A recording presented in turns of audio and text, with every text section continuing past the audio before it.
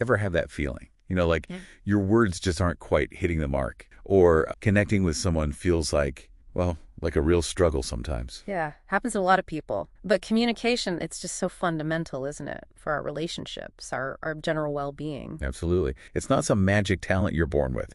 It's a skill, something you can actually learn, practice, and really get good at. We're looking at insights, actionable stuff to help you become, more confident, clearer, and really make those connections count.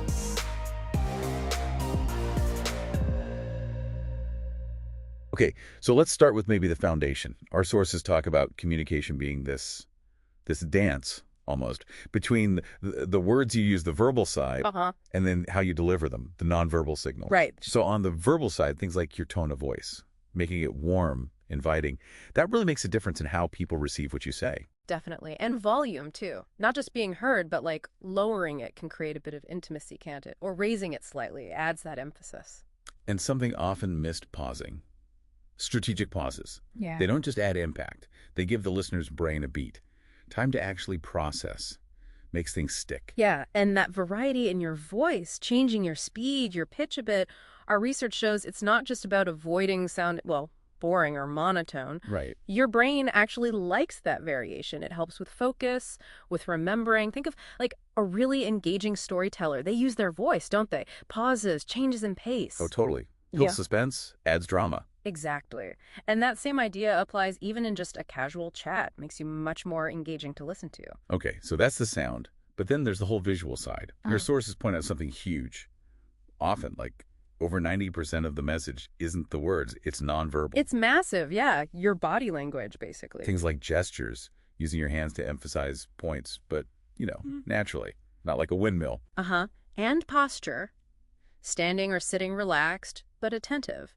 An open posture just sort of invites connection, even before you say anything. And facial expressions. A genuine smile goes such a long way, shows warmth, emotion, eye contact too, showing you're interested, though maybe not staring too intensely, right? Mm-hmm. Right.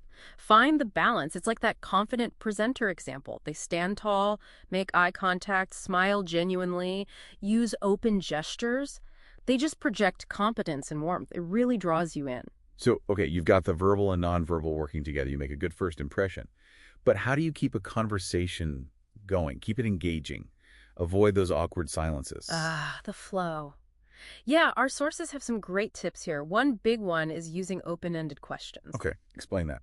Well, instead of asking something like, "Do you have a good weekend?" which usually gets a yes or no. Right, conversation killer sometimes. Exactly. Try something like, "Tell me about your weekend," or "What was the highlight of your weekend?"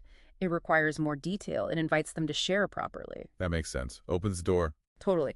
And then, crucially, you pair that with showing genuine interest, both verbally and non-verbally. How so? Verbally, little things like, "Oh, really?" or "That sounds fascinating." And non-verbally, maintaining that comfortable eye contact, nodding, maybe a small smile, being that curious friend. Right, not just saying cool and moving on. Asking follow-ups like, what got you into that? Or Yeah. what's the trickiest part? Precisely.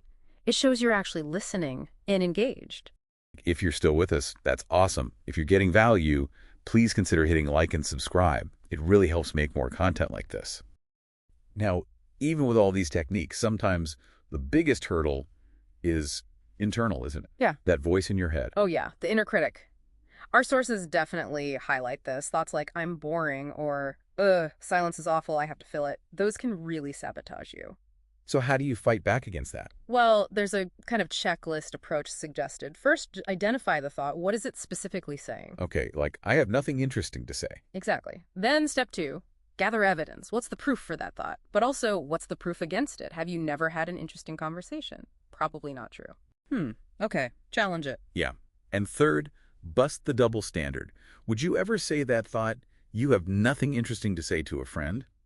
Probably not. So why say it to yourself? Good point. And the last step.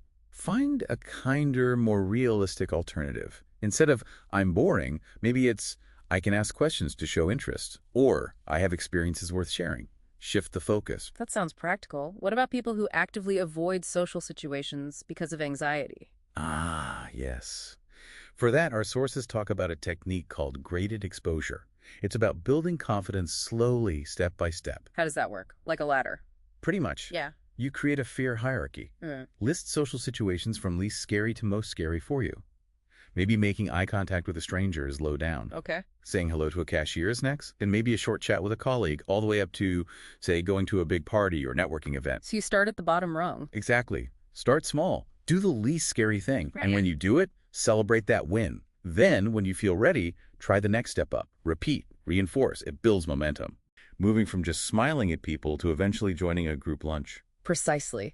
Manageable steps build real confidence over time. And looking ahead, technology is playing a role now too, isn't it? Oh, for sure. AI is getting interesting here. Things like AI chatbots or virtual assistants you can practice with. Practice what, though? Tricky conversations like asking for a raise or giving difficult feedback. You can role play with the AI, get real-time prompts, maybe even feedback on your tone or directness. Wow. Okay. Like a practice buddy. Kind of, yeah. And VR virtual reality is another area, putting you in immersive social settings to practice, maybe get feedback on your eye contact or posture in a safe space. Interesting stuff on the horizon. Yeah. But ultimately, it comes back to practice. Always. Communication is a skill, like playing an instrument or learning a sport. You get better with consistent effort. Focus on progress, not perfection. So wrapping this up, we've covered a lot. Mastering those verbal and nonverbal cues, keeping conversations flowing with good questions and real interest. Yeah, challenging that inner critic, using things like graded exposure if needed, and even looking at how tech might help down the line. Lots of tools in the toolkit now. Definitely. So for you listening, here's a final thought. What's one small thing, one communication skill that you'll intentionally try out in your next social interaction? Just one small step. Remember, it's a journey. Be patient with yourself. Be kind. Consistent effort really does pay off in building those deeper, more meaningful connections. Go out there and connect. Hey, if you're finding this useful, a quick like really helps out. You can subscribe. Help others find this too. And please remember, the opinions expressed here are just for informational purposes.